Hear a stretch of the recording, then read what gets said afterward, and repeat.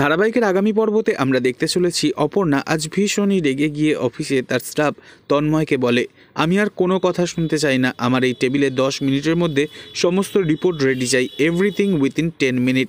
একথা শুনে সেই স্টাফেরা ভীষণ ঘাবড়ে যায়। এরপর দেখা যায় রাস্তায় তারা সুন্দরী মায়ের সাথে হঠাৎই দেখা হয়ে যায় অপর্ণার। রাজলক্ষ্মী সিংহ রায় যে জুঁই ফুল মা রুদ্রমাতঙ্গীর চরণে দিয়েছিল সেই ফুল তারা সুন্দরী মা অপর্ণার হাতে দিয়ে দেয়। তবে তারা সুন্দরী মায়ের কথা কিছুই বুঝতে পারে না অপর্ণা।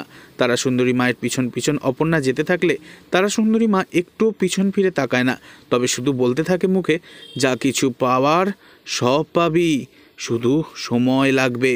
অপর্ণা তারা সুন্দরী মায়ের পিছন পিছন আসতে গেলে হোঁচট খেয়ে পড়ে যেতে যায়। অমনি অপর্ণার হাত থেকে সেই ফুল মাটিতে পড়ে যেতে গেলে আর্য 2 হাত দিয়ে সেই ফুলটা ধরে নেয় আর অপর্ণার হাতে দিয়ে দেয়।